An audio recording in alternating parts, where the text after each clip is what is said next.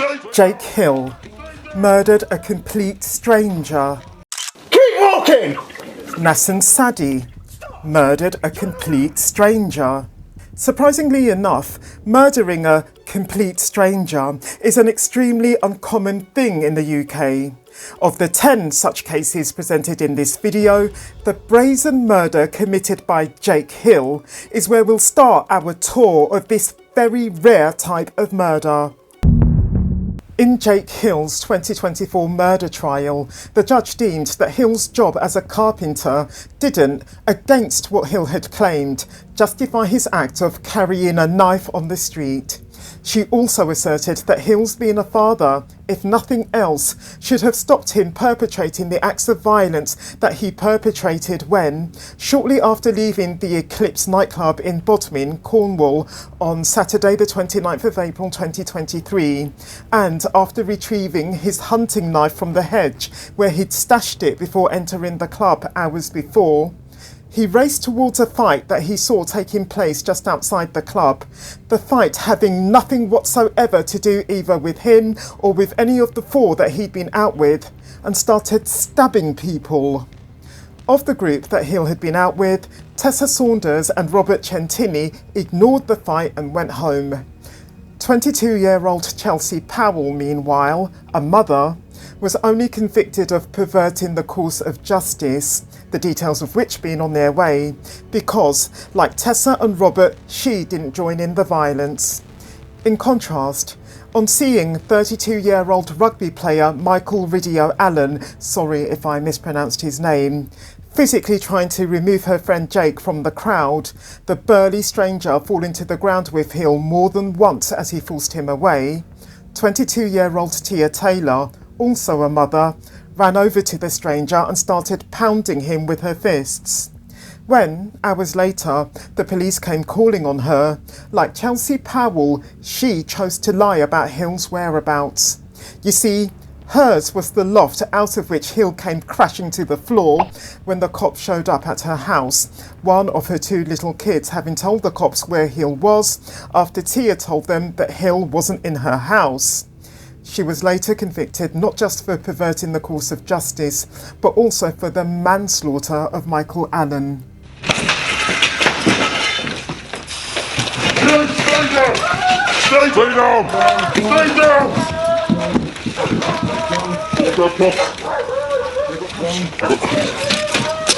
Stay down! Stick cuffs on. Get down. Come on, come on.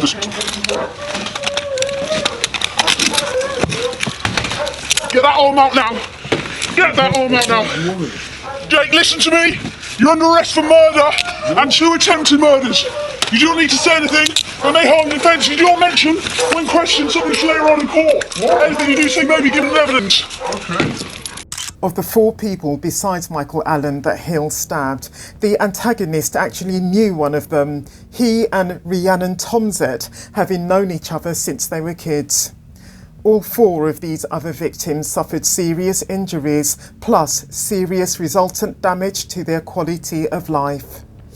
Having been out with his rugby club at the time of his murder, and having had no involvement with the fight that was taking place, Michael Allen was prompted to try to stop Hill's own acts of violence when he saw the antagonist wielding a knife and when he heard people screaming. He died moments after the point when, on the last of the occasions when he and the antagonist were on the ground together, the antagonist plunged his knife into his, Michael's, lower abdomen. Hill had previous convictions involving carrying weapons on the street. He also had a difficult childhood with parents who were both substance abusers, his mother herself having died not long before the 29th of April 2023. On the other hand, the perpetrator's future was looking up. He had a secure job, a little boy, and had learned the very weekend that he went clubbing that his girlfriend was pregnant again. Why did Shakeil do what he did? He perpetrated all his violence under the influence of alcohol, but in law this is an aggravating factor, not a mitigating one or any sort of defence. The antagonist's actions appear, on the evidence presented in court, to have been wholly gratuitous. Once you had stabbed him, you jumped back, but not before you asked another whether he also wanted some, offering violence to him when he told you to put the knife away. CCTV footage shows you, not far away, calmly returning the knife to its sheath on the belt across your chest. You showed not a shred of remorse then. You have shown not a shred of remorse since. In the long period in which you were giving evidence in the trial, I detected absolutely no regret on your part. Whilst I do not find that you specifically wanted the knife because you were going to the Eclipse nightclub, I am of the view that at the very least, you liked the feel and image of being a hard man. Chelsea Powell was released from custody on the very day that she was sentenced, since by the time of the sentencing hearing, which included the sentencing of all 3 perpetrators, she had already served as much of her 18 months that she needed to serve. The sentencing hearing took place on the 12th of April 2024 at Truro Crown Court. For the manslaughter of Michael Allen and for perverting the course of justice, Tia Taylor only got a poxy 3-year sentence and only had to do half of that. For the murder of Michael Allen and for other offences, Jake Hill got life with a minimum term of 28 years. Now don't think that Dean Mears, whose own murder weapons were his 2 feet and whose own victim was substantially older and weaker than Jake Hill's, is any less vicious than Jake Hill, because, as you're about to see, that just isn't true.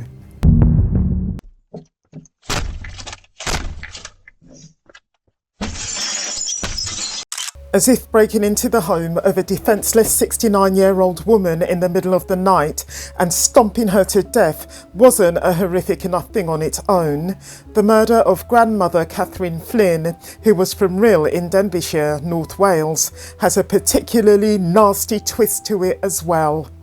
34-year-old drug dealer Dean Mears approached the home of his victim on the night of the 24th of October 2024 with a level of aggression and determination that would suggest that he was deliberately targeting the house, suggesting in turn that he actually knew the woman who lived there.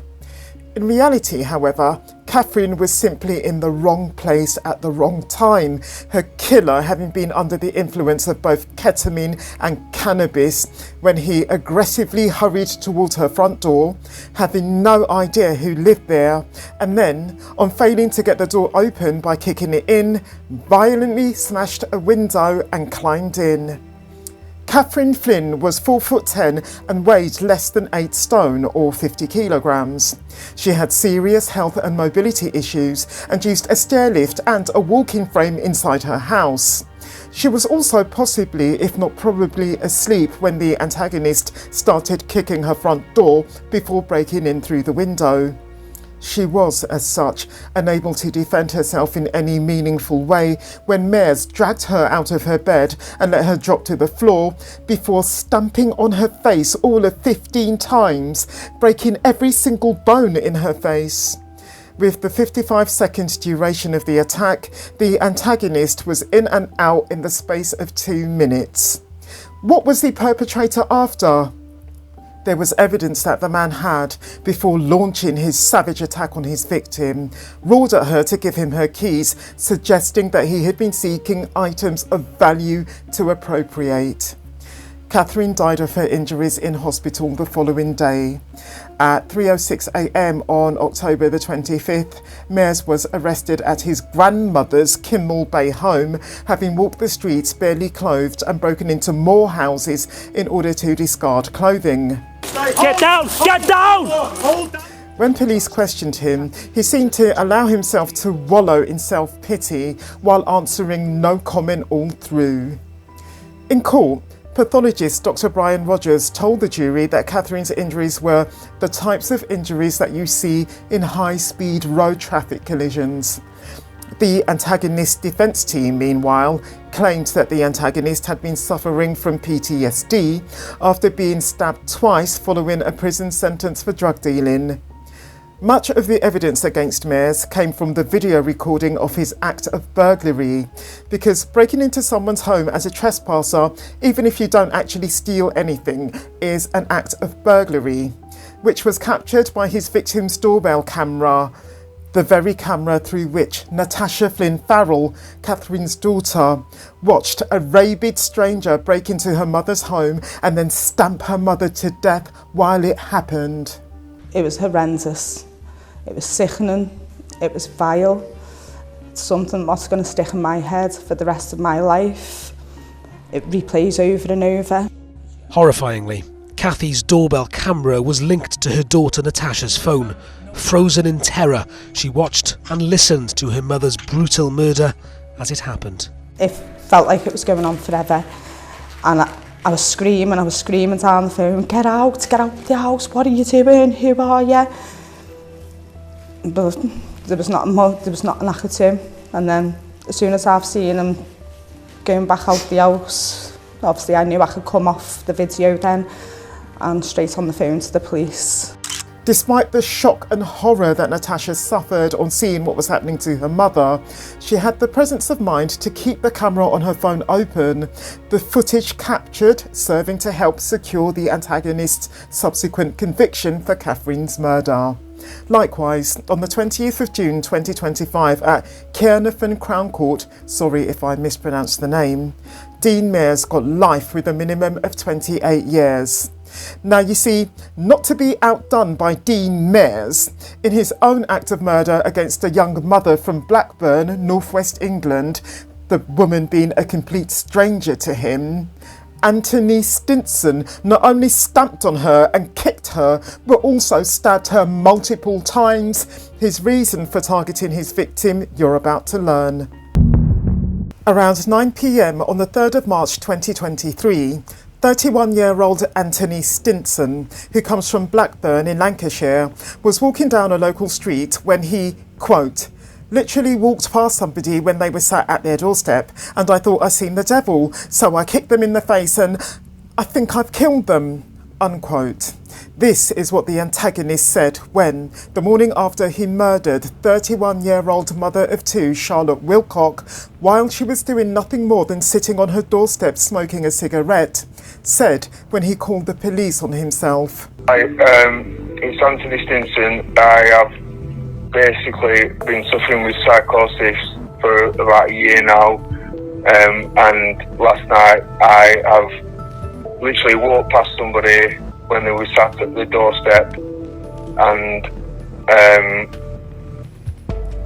I thought I'd seen the devil, so I kicked them in the face, and I think they might be, I think I've killed them. Less than an hour before he launched his random attack on Charlotte, Stinson had been making rap videos with friends, taking cocaine, and recording himself rapping, chanting out the grimly prophetic lyrics, I stamp on your face to the floor, I stamped on your face on the floor. The perpetrator used a Stanley knife to inflict multiple stab and slash wounds to his victim's body after kicking and stamping her numerous times. At some point, the attack moved inside Charlotte's home, the perpetrator ending up leaving Charlotte's body behind her front door. In total, the antagonist inflicted over 100 injuries on Charlotte, including damage to her voice box due to his act of strangling her, plus defensive wounds to her hands. The attack meant that the victim's baby was left alone in the property until police were alerted the next day. The baby was 15 months old. CCTV footage captured shortly before the attack showed Stinson, who had 11 previous convictions for offences including rape and battery, withdrawing cash, buying whiskey and cigarettes, and having a conversation with a shopkeeper. Nothing to suggest that he was in a state of psychosis, as he later claimed. Following the murder, the perpetrator changed his clothing and then spent the night wandering from the Mill Hill area out towards Oswald Twistle, where he turned off Charlotte's phone, which he had picked up by mistake thinking it was his own, while his own was lying in fact at the crime scene, and then borrowed another phone to call the police at 7:53 a.m. the following morning. Despite his confession to the murder in his 999 call, once charged, Stinson protested his innocence, blaming his act on his self-diagnosed mental sickness. However, on the 21st of August 2023, the first day of his trial, Stinson changed his plea to guilty. On the 24th of August 2023 at Preston Crown Court, Anthony Stinson was jailed for life with a minimum term of 24 years. Like Stinson, Nasen Saadi, a student from South London, targeted his victim late at night. But unlike in Stinson's case, the student had planned and prepared his attack in full, and one victim wasn't enough for him, as you're now going to see. Keep walking! 20-year-old Nasen Saadi has never had a girlfriend, Walk backwards! Walk backwards towards my voice! never had sex, Keep walking! Keep walking! Bring him out. Out, come out. and on the 24th of May 2024, as a result of his immense sexual frustration, along with his acute, long-held anger with women springing from that, murdered one woman and tried to murder another. Saadi, who comes from Croydon, South London, was a student at Greenwich University, his course of study being, wait for it, criminology.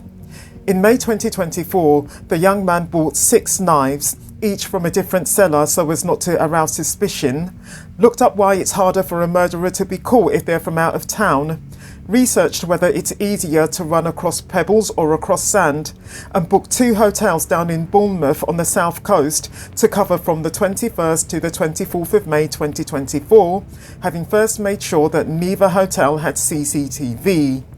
With his knowledge of criminology and forensic science, the man thought, as you can see, that he was taking all the necessary precautions to get away with murder. When, late at night on the 24th of May 2024, he started stabbing 38-year-old Leanne Miles as she sat on the beach with her friend, 34-year-old Amy Gray, Amy herself roared at him to get off Leanne. In response, Saadi stabbed Amy 10 times in the chest, causing her to die at the scene. After then chasing after Leanne, who had duly fled, and managing to stab her in the back all of 20 times, the killer gave up and headed away. Having been arrested 4 days later, in his police interview, Saadi tried at times to be clever, but knew all along that he was doomed.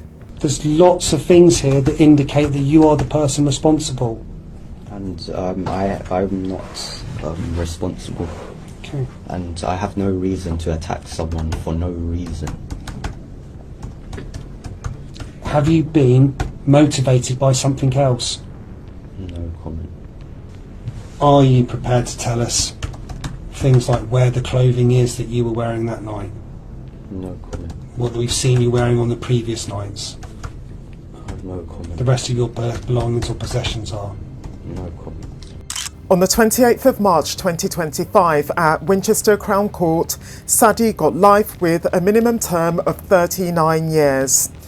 The difference between Nasen Saadi's act of murder and that of Scarlet Blake is that she tricked her victim, who she too came across late at night, into trusting her before she made her murderous move on him, which I'll tell you all about in the next minutes. It's the early hours of July the 25th, 2021, COVID restrictions having recently been lifted. The place is the historical city of Oxford, England, home to one of the oldest and most prestigious universities in the world.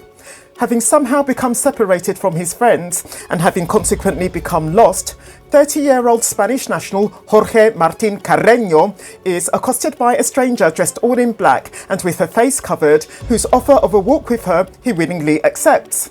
The thing is, as he gets up now from the ground near the Radcliffe camera where he'd been sitting and starts striding alongside this mysterious stranger, Jorge has no idea of the danger that he's just entered into. His mysterious companion, you see, having none other than murder on her mind and having gone into central Oxford at the hour stated in search of a victim for her twisted scheme. By the time Jorge feels a heavy whack on the back of his head, followed by the excruciating constriction of his neck, whether by the woman's hands or by some sort of ligature, it is, of course, too late for him to escape, the River Cherwell keenly accepting his dead body into its waters when his murderer shoves it in, buzzing with delight as she does so. Scarlet Blake, the 23-year-old woman who murdered BMW engineer Jorge Martin Carreño, used to be a boy. Wherever Blake's interest in death, harm and killing came from, and whenever it came, she shared those interests with her online lover, Ashlyn Bell, a transgender woman from America who she met before the spring of 2021 and with whom she was overwhelmingly besotted. As a gift to Ashlyn, in March 2021, Blake live-streamed herself as she took her neighbour's cat into her home, strung it up by its neck with a ribbon, and then, before it died, cut it open, eviscerated it, and then stabbed and dissected it and removed its heart, before finally loading the cat's body into a blender and blending it. In the stream, the perpetrator has the song True Faith by New Order playing on a loop. The same track features in the Netflix documentary Don't F with Cats, which portrays a man who kills cats and then goes on to kill people, exactly as Blake herself did. Blake's act of murder was another gift to her online lover. Just before going out on the 25th of July 2021 in search of a victim, she sent Belle a picture of her murder outfit: combat jacket, which Blake wore with the hood up, dark trousers, mask and backpack. And she knew, of course, how much the picture would please Belle. After receiving the combat jacket as a murder memento from Blake, Belle returned it sometime later with her semen all over it. In the days after Jorge's body was found, Blake returned to the scene to take photographs both of the memorial left by his grieving family and of the tree next to which she had killed him. This was in order to burnish her credentials as a killer with Belle. As much as a year later, Blake again returned to the same spot with her new partner, she and Belle having since parted ways. We'll call the new partner Saadi, and we won't be surprised to learn either that she was another sadist, and yet there is a bit of wordplay going on in the name that I've given this person, or that Blake had told her all about her act of murder. Blake and Belle's relationship had ended acrimoniously, prompting Belle to report Blake's act of murder to UK police, which led ultimately to the antagonist's conviction. Jorge was taken from his friends and family because you, Scarlet Blake, killed him. Your decision to kill Jorge was not a reaction to something he had said or done. It was not a momentary mistake. It was not a decision made in anger or because your emotions overcame you. It was the culmination of a plan you had been considering and formulating for months. The messages you sent before and after the 25th of July show an obsession with harm and death. There is no evidence that you suffer from any relevant mental illness or other mental disorder. What you did is not the fault of a society that didn't accept you. It is not the fault of your parents. Whatever role Ashlyn Bell may have played in encouraging your interest in killing, she remained in the United States. She did not control or direct you. Even if the decision was motivated in part by a desire to please her, the decision to kill was entirely yours. On the 26th of February 2024 at Oxford Crown Court, Scarlet Blake got life with a minimum term of 24 years.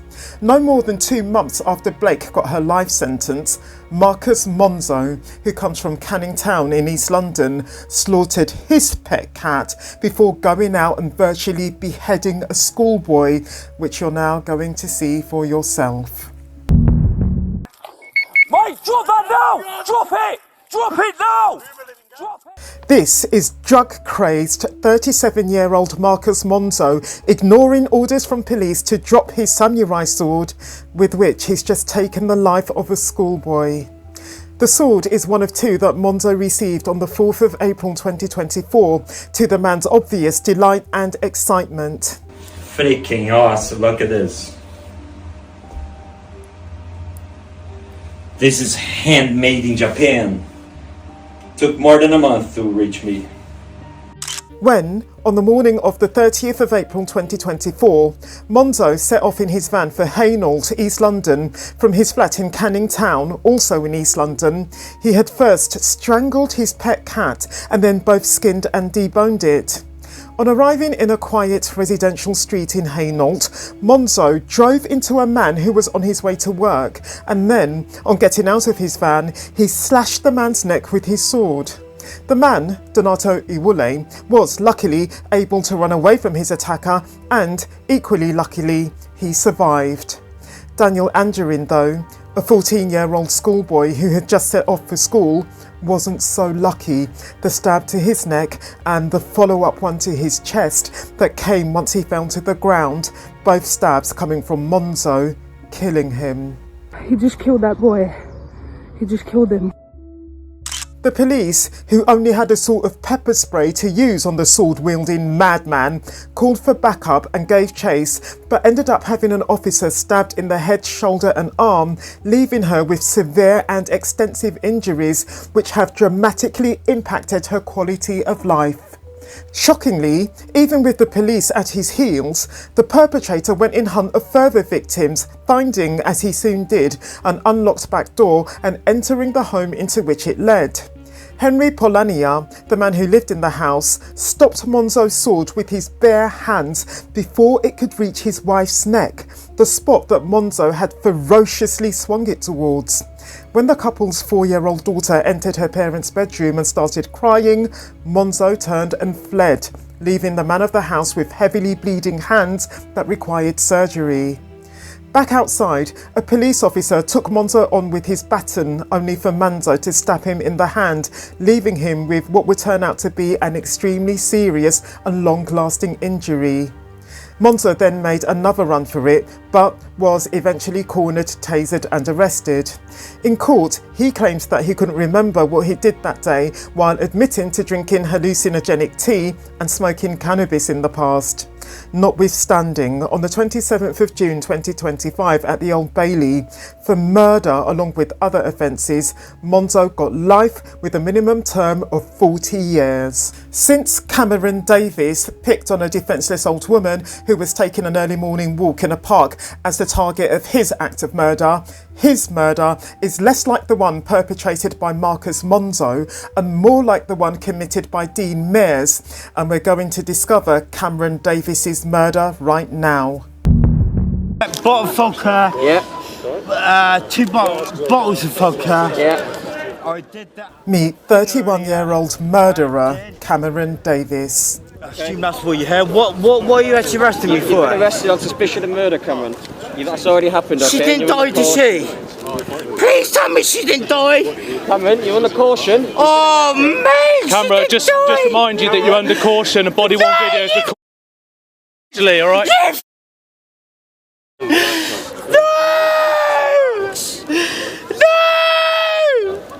I warned you! I didn't know she died! At 4:41 a.m. on the 18th of February 2023, Cameron Davis, who comes from Exeter in Devon, southwest England, called the police and threatened to take his own life in a fire at his accommodation unless he was arrested. Later that day, in a desperate bid to be admitted into hospital as a mental health patient, he told medical staff and paramedics at the hospital where he was at the time, without having been accepted as a patient though, that if that didn't happen, he was going to kill a stranger. In line with this second threat of his, after no less being released from hospital owing to his not needing to be sectioned as he had requested, the man made a trip to a nearby supermarket. He took his time selecting a large boning knife from Lidl, which he bought for the purpose of committing murder. He drank vodka, smoked cigarettes and ate sweet outside the Wansford Sports Centre as he nurtured his sense of self-pity and revenge for not being given a bed in the hospital earlier on. After arguing with his mother on the phone, he set off across Luswell Valley Park and went to a quiet wooded area away from the CCTV cameras and selected a lone female on her way home from shopping. It was a planned and premeditated attack, and it was the terrible fate of 74-year-old Lorna England to be walking through that part of the park at the time that Davis was also there. Davis took his phone from his victim. She had perhaps been trying to use it to summon help, but Davis was too quick. Lorna's family will never know exactly what happened to her because Davis refused to say. We do know, however, from her injuries and from the eyewitness account, some of which I'll be playing you later, that Lorna fought back with everything she had. She prevented Davis from stabbing her through the neck, and in doing so, she sustained deep cuts to her hands. She did everything she could to fight him off, but the thing is, he stabbed her through the heart with moderate to strong force. It was force that was sufficient enough to cut through all Lorna's winter clothing, through her body and into her spine. She fell to the ground instantly and died within moments, and nothing could be done to save her. The antagonist then callously left his victim and sauntered off, telling a concerned passerby that the woman who had just dropped to the ground had had a fit and would need an ambulance. Gonna be okay. Police emergency? Yes, I'm in Luswell Valley Park. I'm out walking with my dog. I've just found a woman. I think she's been attacked and she's lying on the ground. She's, Stand a second. I'm not sure she's breathing or not. Are you breathing, my love? She's unresponsive. Are you breathing, my lovely? It's all right. You're going to be okay. You're going to be okay. I'm here. I'm not going to leave you. You're safe. Okay? There's a little river. I was walking down there. I saw a man and a woman on the path about 100 metres away. I thought they knew each other, and then there was a bit of a tussle. I saw her fall. Yes, sorry. I saw her fall to the ground. I then walked towards them because I was worried about her. I passed him. I spoke to him. I said, "What have you done?" And he said, "She needs help. She's had a fit or something." After throwing the knife into a stream and discarding his top, his bag and Lorna's phone somewhere in the park, the antagonist spent the rest of the afternoon drinking in various pubs and taking cocaine until he ran out of money, which happened when his mum refused to top up his bank account. When he was arrested, he made obscene and offensive comments about Lorna, which aren't shown in any of the clips that I was able to access, in case you're wondering about that, and tried to blame others for his own acts. One of his aggressive comments to police having been, quote, "I effing warned you. That's why I effing did it. I didn't want to, but none of you effing listened." A beloved mother, grandmother, auntie and great-auntie. Retired civil servant Lorna England had lots of people in her life and lots of love in her life. Her day-to-day was filled with Zumba classes with her daughter, one of her two children, both of whom she was very close to, helping her children with DIY and decorating, treating her grandchildren to days out, and continuing to enjoy her happy 52-year marriage to her husband, David. Her murder has left a massive gap in the lives of so many. In court, Davis claimed that his was an act not of murder, but of manslaughter on grounds of diminished responsibility. The court rejected this claim outright, the antagonist's very failure to be sectioned under the Mental Health Act being due to his not meeting the criteria for that measure. Mrs. Justice Stacey, the trial judge, alluded to the antagonist's call to the police from the 18th of February 2023, which came before his act of murder, and reproachfully commented that, quote, "You imply that it was somehow their fault for not stopping you, but on the information that they had on February the 18th, you couldn't be arrested in anticipation that you might commit some kind of offence," unquote. On the 11th of June 2024 at Exeter Crown Court, Cameron Davies got life with a minimum of 28 years. Like this antagonist, sadistic perpetrator Harrison Lawrence Van Poos targeted a vulnerable woman who he spotted walking alone, only she wasn't this killer's first victim. I know, well, we're police, aren't we? I think it's pretty obvious who we are. We will. Put your hands behind your back. Put your hands behind your back, mate. Harrison, put your hands behind your back. Done what? I've done nothing. When, on the 23rd of August 2023, 20-year-old Harrison Lawrence Van Poos, whose name I'll now shorten to VP, murdered 54-year-old artist Claire Knight down on Minnis Bay in Kent, southeast England, he had just started sleeping rough. Having just been for a dip in the sea with her dog Zeb on the said date, mother of one Claire Knight was, around 4:50 p.m, making her way up Shewart Lane, still wearing her bikini, to get to her car.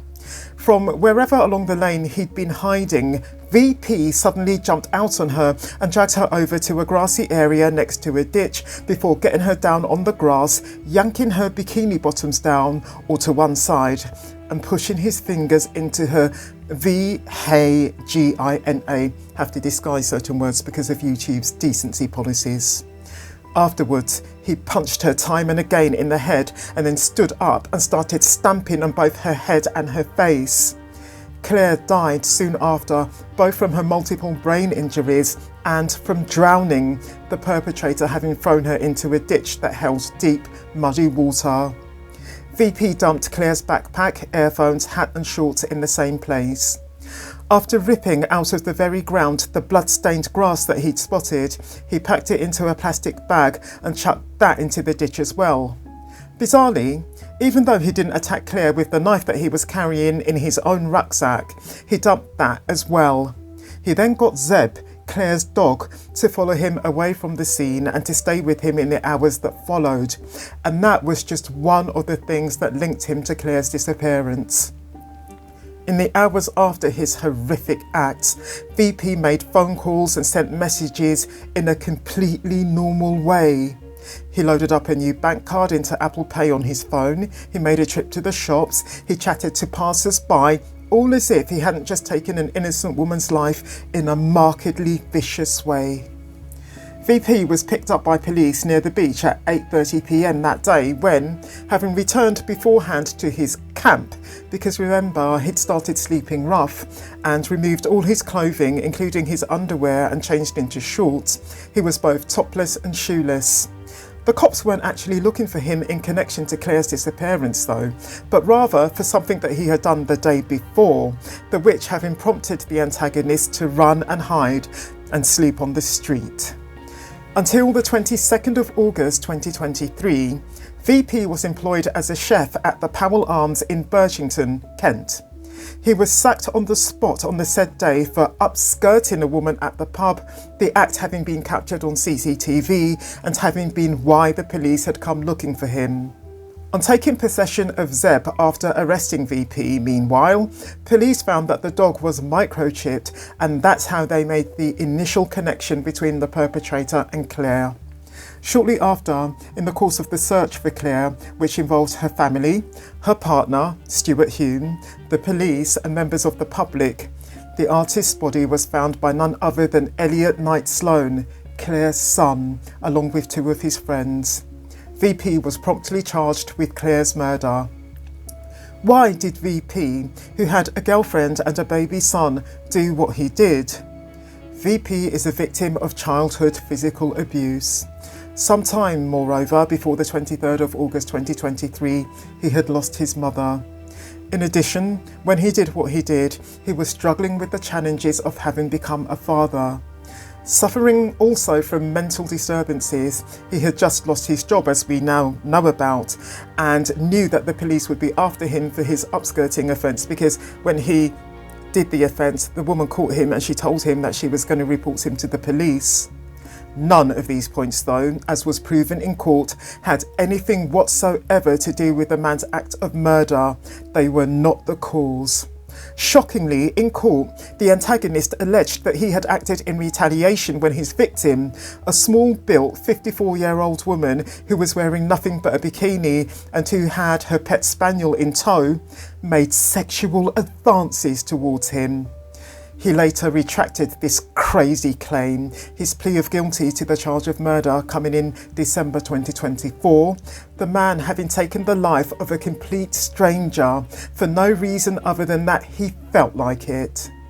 On the 28th of February 2025 at Canterbury Crown Court, VP was sentenced to life with a minimum of 25 years.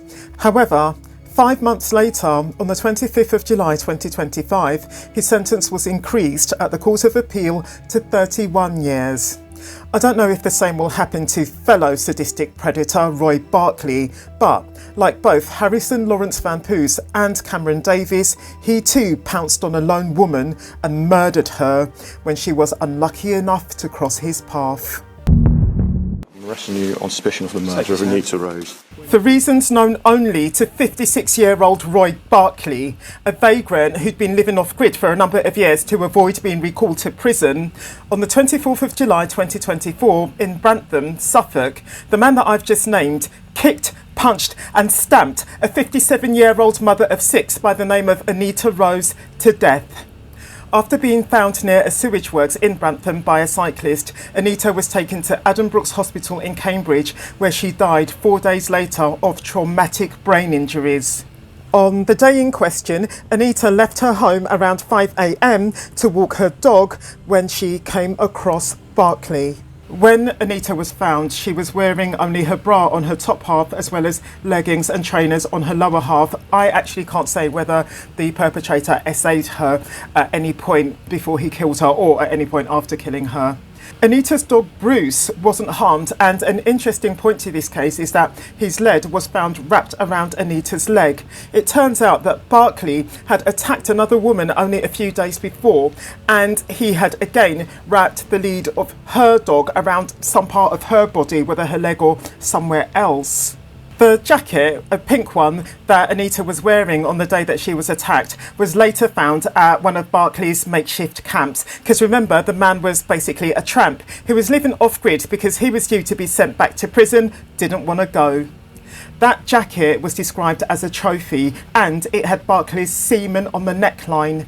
Barclay's walking boots, meanwhile, which the court heard amounted to the murder weapon, were also found at the camp. But her Samsung earbuds were located at one of Barclay's other camps. Barclay made various internet searches after the attack, including how are outside objects swabbed for DNA and can barbed wire be swabbed for DNA. In court, the prosecution summed up Barclay's attack on Anita in the following way.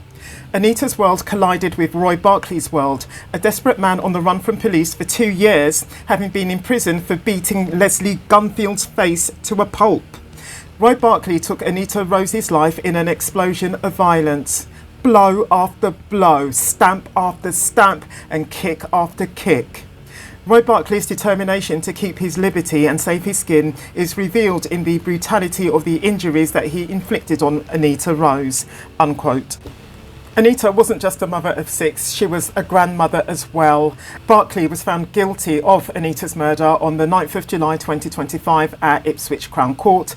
And then at the same court on the 6th of August 2025, the man got life with a minimum term of 25 years. 20-year-old Shakeil Thibou only killed because he chose to carry a knife out on the street on the occasion in question.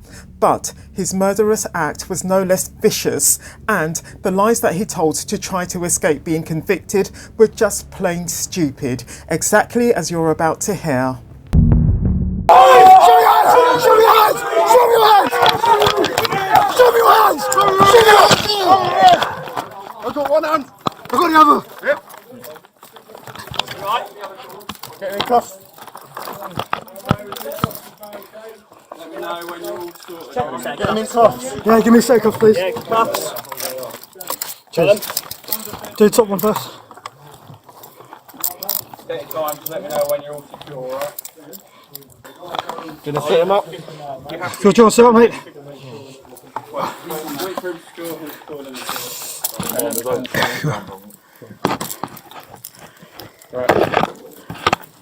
Right. Do you understand what I've said to you so far? Yeah. On Sunday, the 25th of August 2024, 32-year-old Cher Maximin, who was with her friend and her 3-year-old daughter on Goulburn Road, just off the Notting Hill Carnival parade route, was caught up in a fight involving multiple men. She died in hospital 6 days later as a result of the stab wound to the groin that she suffered. The stabber was 20-year-old Shakeil Thibou. The fight broke out in the middle of a crowd just before 6 p.m. when Thibou repeatedly tried to stab a man called Ajay Isaac in the belly. Both he and his intended victim ended up falling onto people around them, one of which having been Cher. Mr. Isaac was able to get up and flee, but as Thibou himself got to his feet, he found Cher tugging at his coat and kicking out at him. In court, the judge agreed that Cher's acts were in defence of her toddler daughter. Thibou, though, responded by stabbing Cher in the groin, causing her to fall back to the ground. Having got Cher out of his way, this having been the reason for his act, Thibou ran off. Despite the best effort of both paramedics and the medical team at the hospital to which Cher was promptly taken, on Saturday the 31st of August 2024, she died. Before Thibou stabbed Cher, Thibou's 2 elder brothers, Sheldon and Cheyenne, were, along with an unidentified male, fighting with Mr. Isaac, Sheldon wielding an illegal stun gun. An officer who tried to intervene to break up the fight, PC Oliver Mort, was assaulted by both Sheldon and Cheyenne. And yet, it turns out that this fight was the offshoot, if you will, of some preceding violence from a few moments before, which had had nothing to do with any of the brothers. They all just jumped in on that initial violence. Moreover, the knife that Thibou was using wasn't even his. Having set out for Carnival unarmed, he had at some point somehow come into possession of the weapon, which police later found at his address.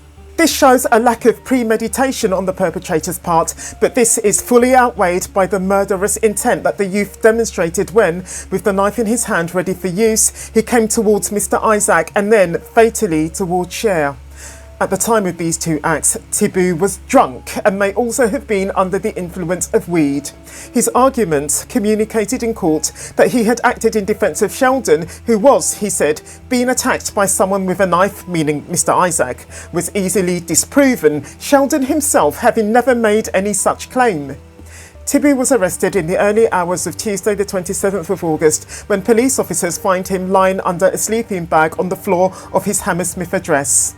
While they have since been convicted in relation to their own offences, Sheldon and Cheyenne have no involvement whatsoever with their kid brother's murderous acts.